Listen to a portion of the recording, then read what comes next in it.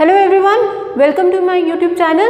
My name is Rashi Jain. Today I will explain you that why do we need to learn accounts and what do you mean by double entry system of accounting. इसको हम example के through समझते हैं. For example हमें jewellery का business start करना है. अगर हमें ज्वेलरी का बिजनेस स्टार्ट करना है तो सबसे पहले हमें किस चीज़ की रिक्वायरमेंट होगी. अब ज्वेलरी का बिजनेस है तो गोल्ड तो चाहिए. हमें गोल्ड परचेज करने के लिए हमें क्या चाहिए, कैश. तो सबसे पहले हमें कैश की रिक्वायरमेंट है. फॉर एग्जाम्पल हमने 2 करोड़ रुपए की इन्वेस्टमेंट कर दी. ठीक है, अब हमने पैसा तो लगा दिया. अब जहां हमने काम करना है उसके लिए हमें कोई बिल्डिंग भी चाहिए होगी. अब हमारे पास 2 ऑप्शंस है, या तो हम बिल्डिंग रेंट पे ले या हम अपनी बिल्डिंग परचेज कर ले.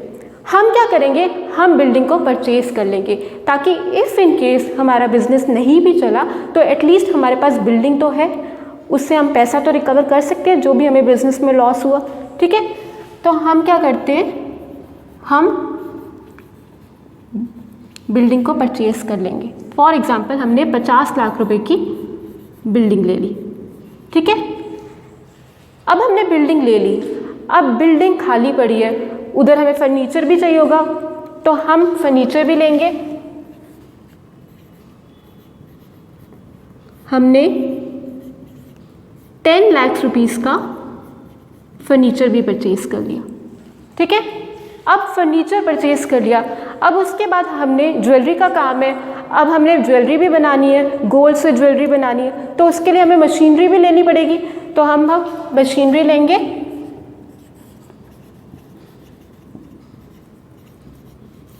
$10 लाख रुपए की हमारी मशीनरी भी आ गई. अब हमारी मशीनरी आ गई. अब हमने इसको सेल करना है. हमारी ज्वेलरी बन गई, अब हमने उसको सेल करना है. तो हमारे अब सेल करने के लिए पहले हमें क्या करना पड़ेगा, हमें उसको ऐड भी करनी पड़ेगी. उसकी ऐड करेंगे तो एडवर्टाइजमेंट के भी खर्चे होंगे. फॉर एग्जाम्पल हमने 5 लाख रुपए ऐड पे खर्चा कर दिया. 5 लाख रुपए की एडवर्टाइजमेंट भी हो गई. ठीक है, तो ऐसे हमारे बिजनेस में बहुत सारे खर्चे होते हैं. अब हम सेल्समैन रखेंगे, उनकी सैलरी होगी. सेल्समैन की salary for example 10,000 per month. बिजली का बिल होगा, इलेक्ट्रिसिटी एक्सपेंसेस,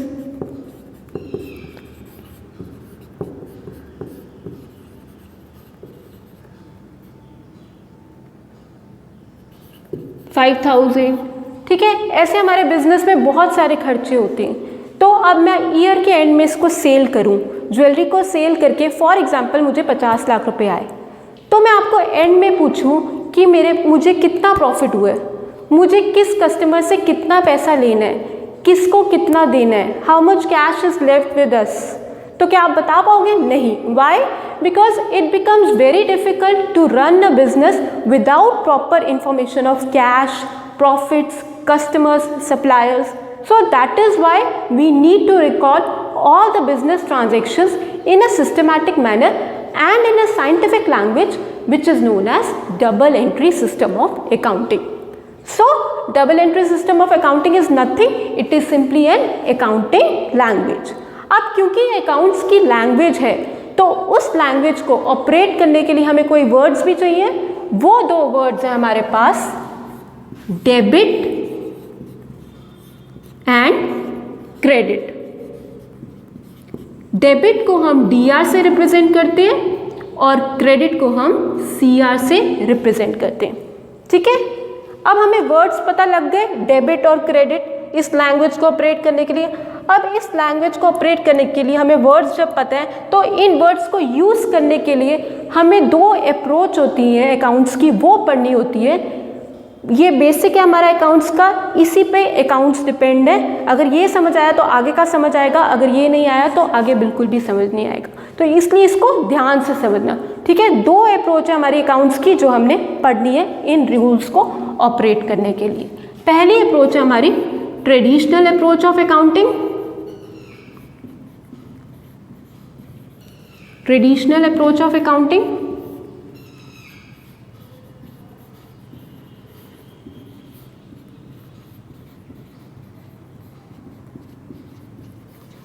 जिसको हम इंग्लिश अप्रोच भी बोलते हैं,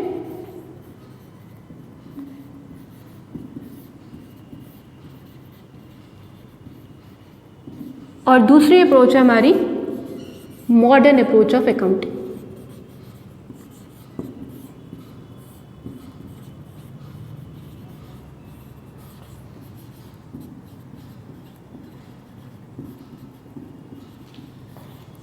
जिसको हम अमेरिकन अप्रोच भी बोलते हैं।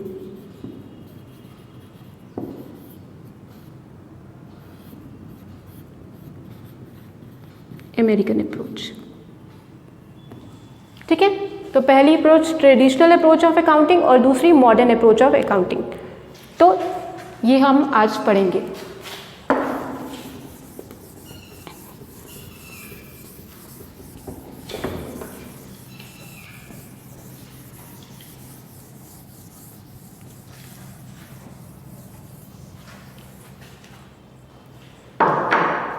सबसे पहले हम ट्रेडिशनल अप्रोच करेंगे।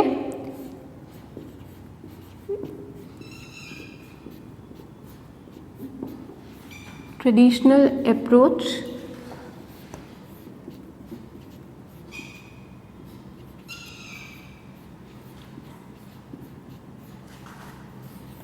Of accounting.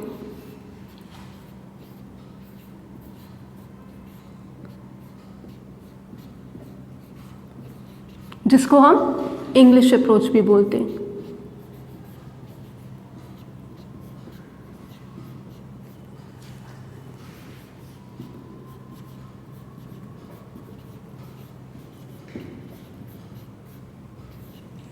ठीक है।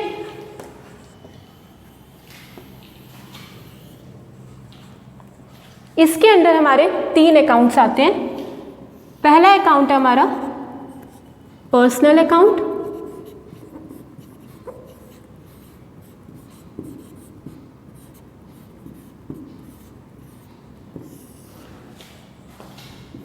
उसके बाद आता है हमारा रियल अकाउंट,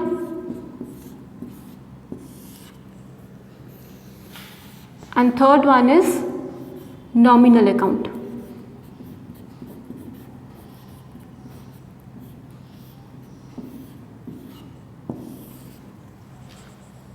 देखो पहला है पर्सनल अकाउंट। पर्सनल जैसे इसका नाम है, it relates to name of the person, इसमें किसी का भी नाम आता है। Personal account relates to name of the person, किसी का भी नाम।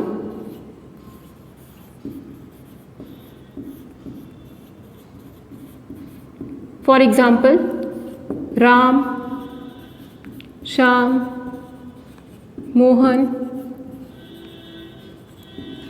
ठीक है, किसी का भी नाम आ गया। अब इसके भी आगे 3 टाइप्स हैं। पहली है नेचुरल पर्सनल अकाउंट,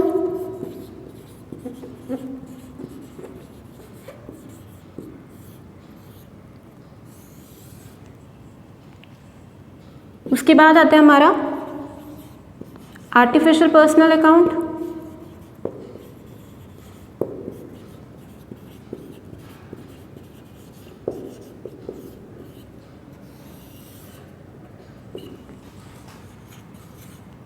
उसके बाद है हमारा representative personal account.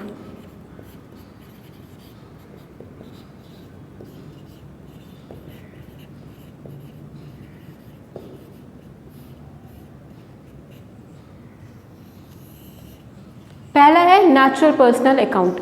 Natural personal account वो अकाउंट है जो ह्यूमन बीइंग से डील करता है। It relates to human beings, मतलब जो नेचुरली बॉर्न हुए हैं, जो एक्चुअल में इंसान है। किसी का भी नाम, राम, श्याम, मोहन, ये हो गया हमारे नेचुरल पर्सनल अकाउंट। फिर आता है हमारा आर्टिफिशियल पर्सनल अकाउंट।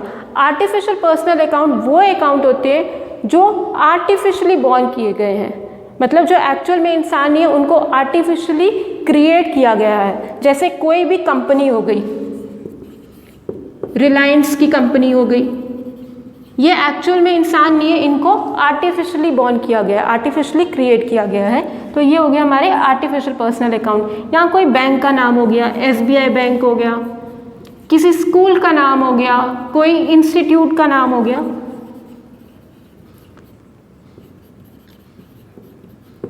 ये होते हैं हमारे आर्टिफिशियल पर्सनल अकाउंट। ठीक है, फिर लास्ट वाला है हमारा representative personal account. Representative personal account एक स्पेशल तरीके का अकाउंट है जो इकट्ठे लोगों को रिप्रेजेंट करता है, ग्रुप ऑफ पर्सन्स को रिप्रेजेंट करता है।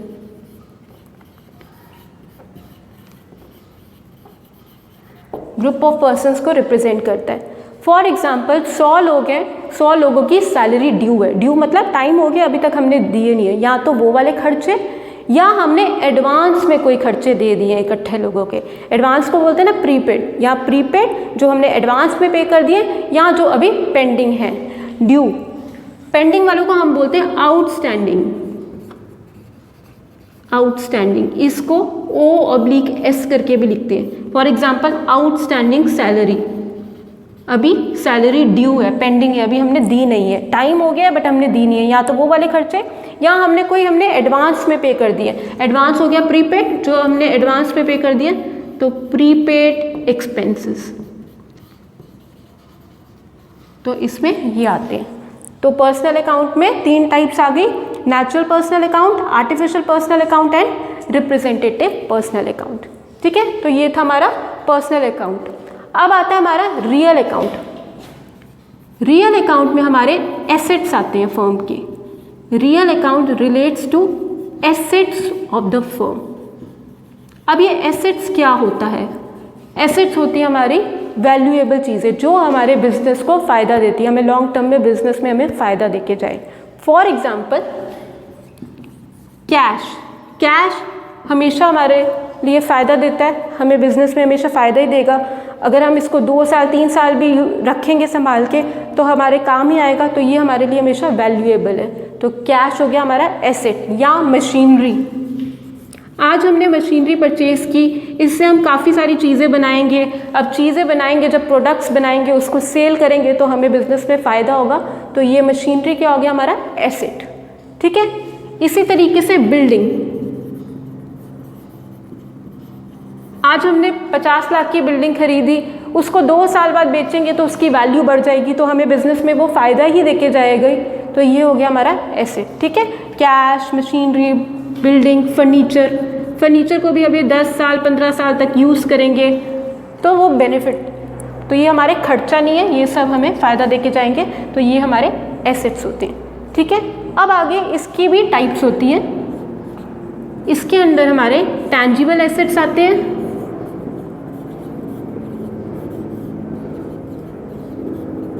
और दूसरे होते हैं हमारे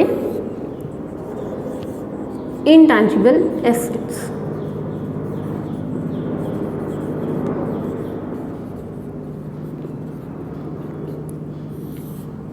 ठीक है, टैंजिबल एसेट्स वो एसेट्स हैं जिनको आप देख सकते हो और टच कर सकते हो, और बिजनेस में आप उनको यूज कर सकते हो to produce goods and services. ठीक है, which can be seen and touch, और आप इन एसेट्स को बिजनेस में यूज कर सकते हो to produce goods and services. For example machinery, machinery को आप देख भी सकते हो, टच भी कर सकते हो, और ये आप इसको बिजनेस में यूज कर सकते हो गुड्स और सर्विसेज को प्रोड्यूस करने के लिए। ठीक है, इसी तरीके से बिल्डिंग, मतलब ये जो एसेट्स हैं हमारे, ये हमारे बिजनेस की वैल्यू को बढ़ाते हैं। कैश, फर्नीचर, इनको हम देख भी सकते हैं, टच भी कर सकते हैं, और हमें बिजनेस में फ़ायदा देके जाएंगे। ये हो गया हमारे tangible assets which can be seen and touched. अब आते हैं हमारे इनटैंजिबल एसेट्स। इनटैंजिबल एसेट्स वो एसेट्स हैं जिनको आप देख नहीं सकते, टच नहीं कर सकते, बट ये आपके लिए वैल्यूएबल है, मतलब आप इसकी वैल्यू किसी ना किसी फॉर्म में डायरेक्टली या इनडायरेक्टली डिराइव कर सकते हो। ठीक है, which can not be seen and touched, but आपके लिए वैल्यूएबल है, ठीक है, आपके बिजनेस को बढ़ाते हैं। For example goodwill. गुडविल क्या होता है? गुडविल होती है फर्म की रेपुटेशन।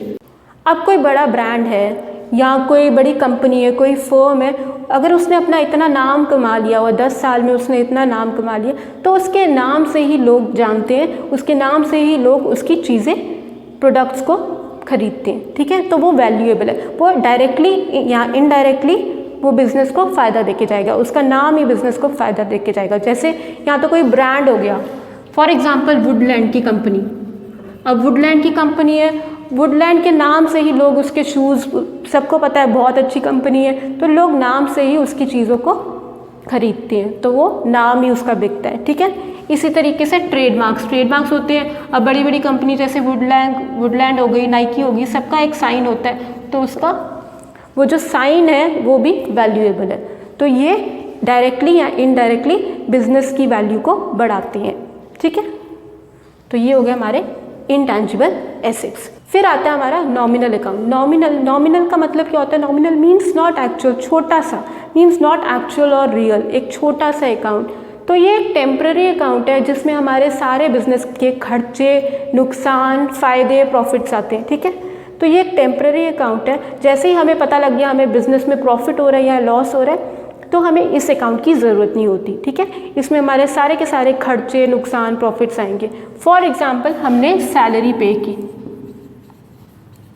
अगर हम सैलरी पे कर रहे हैं तो क्या है हमारा खर्चा, तो ये आ गया नॉमिनल अकाउंट में, हमारे लिए खर्चा है बिजनेस के लिए। यहाँ हमें कमीशन मिल रही है, रिसीव्ड कमीशन, हमें कमीशन मिल रही है तो हमारे लिए इनकम है, तो ये भी क्या है? नॉमिनल अकाउंट है, ठीक है। तो इसकी आगे टाइप्स नहीं होती। तो ये ट्रेडिशनल अप्रोच में हमारे 3 अकाउंट्स आते हैं, personal account, real account and nominal account. Personal account के अंदर 3 types, natural personal account, artificial personal account and representative personal account. फिर आ गया हमारा रियल अकाउंट। रियल अकाउंट में हमारे 2 टाइप्स आ गई, tangible assets and intangible assets, ठीक है। फिर हमारा नॉमिनल अकाउंट, इसके आगे टाइप्स नहीं आती। अब इनके रूल्स हैं, हमने इनके रूल्स भी पढ़ने हैं। अब हम इनके रूल्स पढ़ेंगे। तो पहले आप ये उतार लो या इसका स्क्रीनशॉट ले सकते हो आप, ठीक है। तो अब हम इसके रूल्स पढ़ेंगे।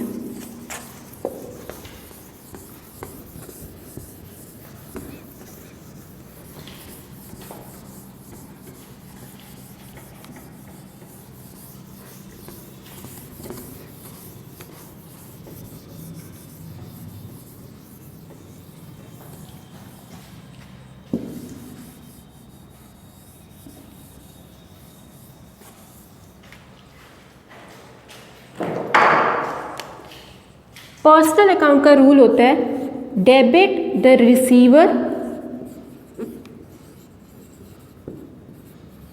And credit the giver. ये जब हम प्रैक्टिकल करेंगे तो आपको समझ आएगा, अभी बस आपने इसको रूल्स को याद करना है। पर्सनल अकाउंट का रूल है debit the receiver and credit the giver. जो भी रिसीव कर रहा है उसको डेबिट करो और जो दे रहा है उसको क्रेडिट करो, ठीक है। फिर आ गया हमारा रियल अकाउंट। रियल अकाउंट का रूल होता है डेबिट व्हाट कम्स इन,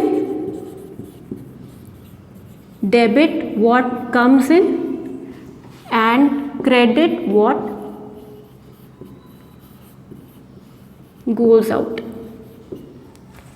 जो भी चीज़ आ रही है उसको डेबिट करो और जो जा रहा है उसको क्रेडिट करो, ठीक है। Debit what comes in and credit what goes out. फिर आ गया हमारा थर्ड, इसका रूल होता है debit all expenses and losses, debit all expenses and losses and credit all incomes and gains. तो ये हमारे ट्रेडिशनल अप्रोच के ऑफ अकाउंटिंग के अंदर 3 अकाउंट्स हैं, personal account, real account and nominal account. तो इनके रूल्स हैं, पर्सनल अकाउंट का रूल है debit the receiver, credit the giver. Real account का debit what comes in, credit what goes out. And nominal account का debit all expenses and losses, credit all incomes and gains, ठीक है। तो ये आते हैं हमारे 3 रूल्स ट्रेडिशनल अप्रोच के अंडर। तो इनको आपको अच्छी तरह से याद करना है। तो आप इसका स्क्रीनशॉट ले लो पहले। अब हम आते हैं नेक्स्ट अप्रोच की तरफ, वो है हमारी modern approach of accounting.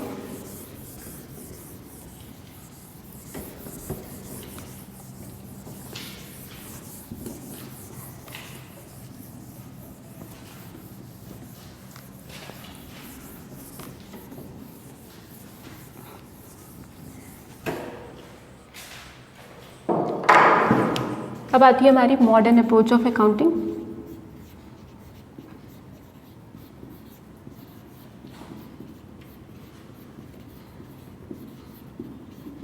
Modern approach of accounting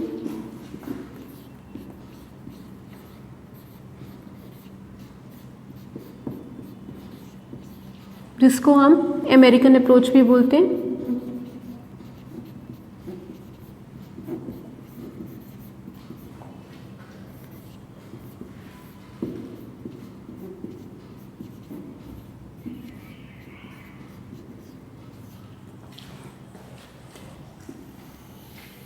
modern approach of accounting, इसको हम अमेरिकन अप्रोच भी बोलते हैं। इसके अंदर हमारे 5 अकाउंट्स आते हैं।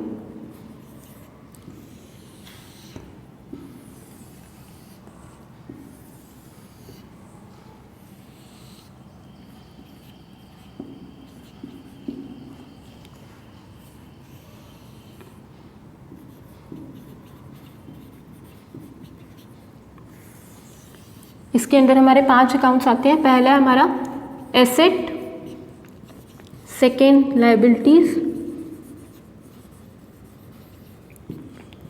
Capital, revenue and expense. तो ये हमारे 5 अकाउंट्स हैं। इसको इसी सीक्वेंस में याद करना है, assets, liabilities, capital, revenue and expense. इसको ऐसे याद करना है, first and last increase, centre के 3 डिक्रीज। इस side first and last decrease, centre के 3 इंक्रीज। ठीक है, इसी सीक्वेंस में याद कर रहे हैं। दोनों अप्रोच सेम ही बोलती है, ट्रेडिशनल अप्रोच, मॉडर्न अप्रोच एक ही होती है, बस इसमें 5 अकाउंट्स में डिवाइड हो जाता है ये 5। तो इसको ऐसे ही याद करोगे, assets, liabilities, capital, revenue and expense. First debit side में first and last increase, centre के 3 डिक्रीज, एंड क्रेडिट साइड में first and last decrease, centre के 3 increase. First and last increase, increase, decrease, decrease, decrease और लास्ट वाला increase.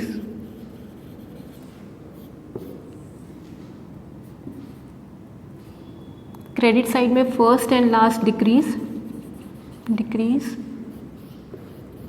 Decrease और centre के 3 increase.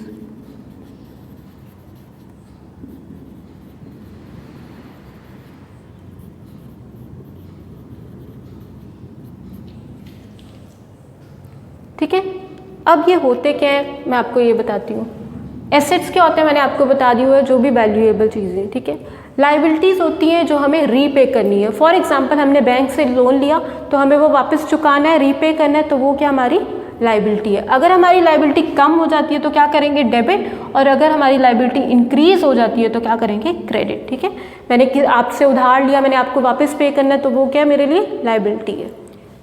अब आगे कैपिटल। कैपिटल क्या होता है, कैपिटल होता है जो भी हमने अपनी पर्सनल चीज़ बिजनेस स्टार्ट करने के लिए डाल दी। फॉर एग्जाम्पल मेरे पास 1 लाख रुपए पड़े हैं, मैंने वो 1 लाख रुपए बिजनेस में डाल दिए, बिजनेस में इन्वेस्ट कर दिए, तो वो 1 लाख रुपए क्या है, वो मेरी कैपिटल है। ज़रूरी नहीं कैश, अगर मेरे पास घर पे कोई कार पड़ी है, फर्नीचर है मेरे पास, मैंने अपनी पर्सनल घर का फर्नीचर या गाड़ी भी बिजनेस में डाल दी, तो वो भी मेरी कैपिटल है। ठीक है, तो कोई भी पर्सनल चीज़ बिजनेस स्टार्ट करने के लिए डाल दी इन्वेस्टमेंट के लिए, तो वो कैपिटल है। उसके बाद आ गया हमारा रेवेन्यू। रेवेन्यू क्या होता है, मेरे पास पेन पड़ा है, मैंने पेन बेचा और जो मेरे पास जो पैसा आया वो मेरी है रेवेन्यू। फिर आ गया हमारा एक्सपेंस। एक्सपेंस होता है हमारे खर्चे। तो ये हमारी दो अप्रोच थी, पहली ट्रेडिशनल अप्रोच ऑफ अकाउंटिंग और दूसरी मॉडर्न अप्रोच ऑफ अकाउंटिंग, जो दो अप्रोच हमने पढ़ ली है। ठीक है, ट्रेडिशनल अप्रोच में हमारे 3 अकाउंट्स आ गए और मॉडर्न अप्रोच में हमारे 5 अकाउंट्स आते हैं। ठीक है, एक चीज़ मैं और आपको बताऊंगी, जो हमने ट्रेडिशनल अप्रोच में हमने पर्सनल अकाउंट पढ़ा था, पर्सनल अकाउंट में हमने तीन अकाउंट्स पढ़े, natural personal account, artificial personal account and representative personal account. Representative personal account में मैं एक चीज़ और ऐड करूंगी, रिप्रेजेंटेटिव पर्सनल अकाउंट वो अकाउंट है, आपको एक्सपेंस पता लग गया क्या होता है, खर्चा।